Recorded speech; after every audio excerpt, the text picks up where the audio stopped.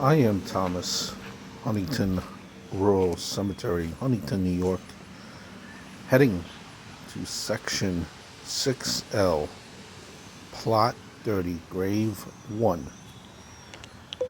paying respects to one of the greats who tragically died so quickly, so young, Harry Chapin.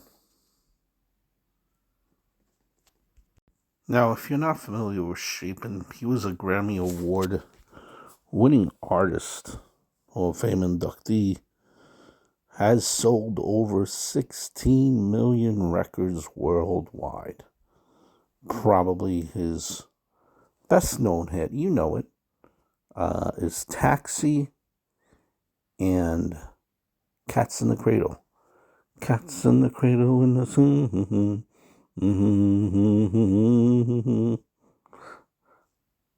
Sorry, Mr. Chapin, I'm butchered, I can't sing. But you guys know that song, you've heard it. It's a classic. He recorded a total of 11 albums from 1972 until his death in 1981, just 38 years old. All 14 singles that he released became hits on at least one national music chart. Chapin was a humanitarian. He fought to end world hunger. A key participant in the creation of the Presidential Commission on World Hunger in 1977. So right off the bat, debut album, Heads and Tails, was an international success, selling over 1 million units. Its success was due to the hit single Taxi. This song also became a top 5 hit in Canada. The success of the song in America is kind of credited to a radio disc jockey named Jim Connors, who helped promote the song on the radio despite its length and helped it stay on the charts for 16 weeks. Long song. It became the number 1 requested song for 10 weeks in a row. He even performed the song on the Tonight Show starring Johnny Carson.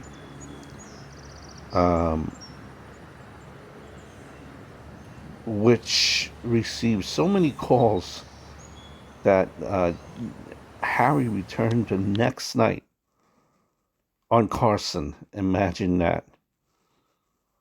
It was the first time in the show's history that a performer had been called back the next night.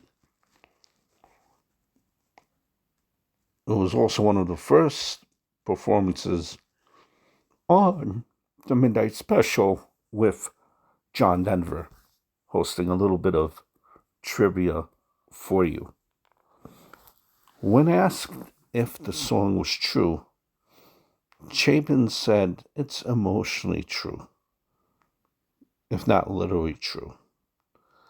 I've been in the film business on and off for a lot of years and wasn't doing well at one point. So I went out and got a hack license for bread, and during the month that I was waiting for it to come through, I heard an old girlfriend of mine had gotten married, and instead of becoming an actress, she married a rich guy.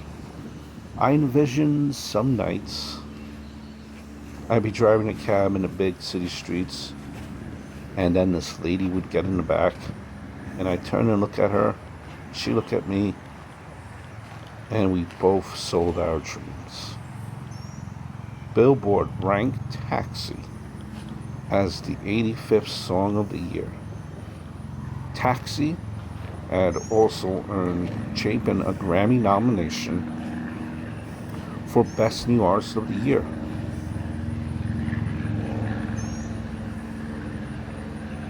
talk about a way of making an entrance, just to kind of continue to give you an idea of how beautiful his career was, successful. 1974, he released his most successful album, which was sold 2.5 million units because of the number one hit, Cats in the Cradle. Now, that song, you heard it, I know you did. That song is about a father who does not or is not able to find time for his son during the boy's childhood. Now, ultimately, the son grows up to be just like his father, not making any time for his dad. And the song had earned Chapin another Grammy nomination for Best Male Pop Vocal Performance. And with that, Chapin was inducted into the Grammy Hall of Fame. Now, that album peaked at number 4 on the Billboard 200, as we're continuing to just kind of explore the cemetery, make our way over to his grave. The album's follow-up single, I Want to Learn a Love Song, it charted number 7. And the song is a true story of how Chapin met his wife, Sandra. 30,000 Pounds of Bananas was included on the album and became the number 1 requested song for a few weeks, despite not being released as a single. And that was kind of like a semi-fictional account of a truck crash that occurred in Scranton, Pennsylvania, which transported bananas based loosely on a March 18th, 1965 accident involving a truck driver. So, how about that for a title, right? Very successful right off the bat. I mean, if you look at it numbers-wise, by the end of the decade, by the end of the 70s, right, at this point, Harry, he had concentrated more on kind of producing singles, more so than producing albums, I would say, right? But he still released 1 album per year. He earned, they're saying, an estimated $2 million per year, which is equivalent to about close to $7 million. So he earned about $2 million until his death in 1981. At that point, he was considered one of the highest paid artists in the world. Now, Harry Chapin was, lack of a better word, a philanthropist. He did a lot as far as charity and a lot with his free time. He focused on hunger. Harry's widow, right? Soon after his death, and we'll explain what happened as far as his death, but she gave figures, right? And she said it was only with slight exaggeration that Harry, when he died, he was supporting 17 relatives, 14 associations, 7 foundations, and 82 charities. here is the grave of Harry Chapin.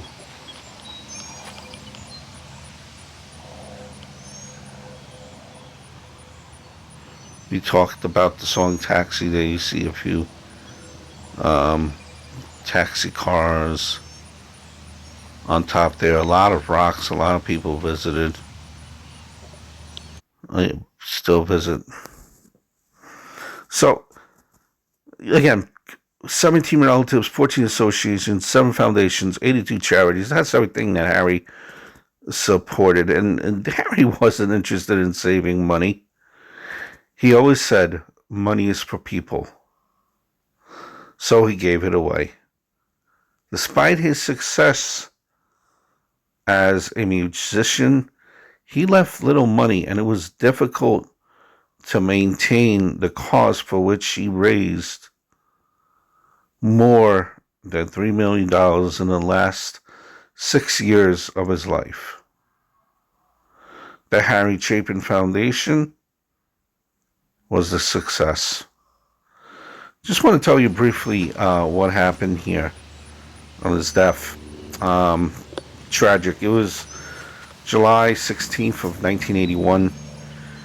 He was driving on the Long Island Expressway here, which is a local highway in the Long Island region here. We're right outside of New York City, about 20 miles. He was en route to a benefit concert, Eisenhower Park in East Meadow. Was not too far away from where he was. And around 12:30 in the afternoon, Harry was driving on the LIE, and he reportedly put on his emergency flashers, and his speed of his vehicle kind of it was going lower and lower. It went to about 50 miles per hour, and it had weaved from the far left lane to the center lane to the left lane, and then back to the center lane before his vehicle was struck by a semi trailer truck. The force of collision, it crushed the rear of the car. Fortunately, it had ruptured the fuel tank, and it dragged the car several hundred feet on the pavement. They managed to help get Chapin out of his engulfed Volkswagen Rabbit at the time. He was taken by helicopter to a nearby medical center, which is very close by. But he was unfortunately already pronounced dead at 1:05 p.m. And they're saying it was due to internal bleeding. Very sad.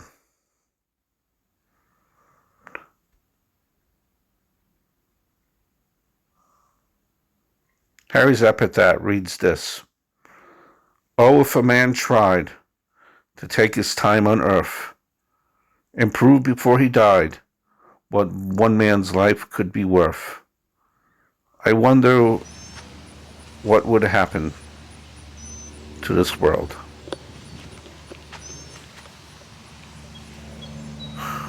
Wow. Very tragic, so young.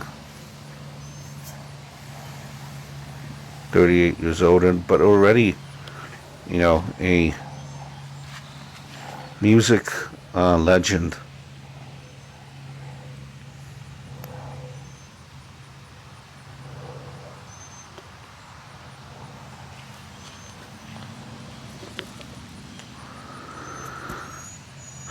He, again,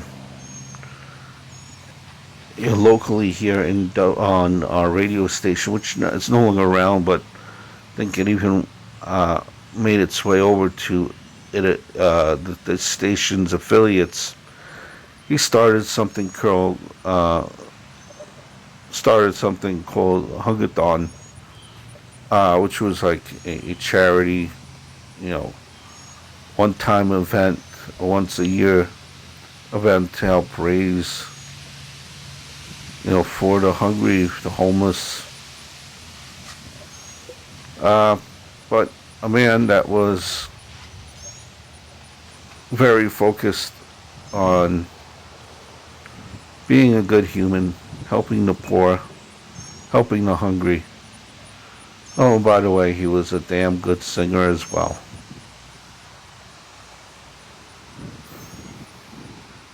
Imagine that. I hope all is well. Look forward to speaking to you guys very, very soon.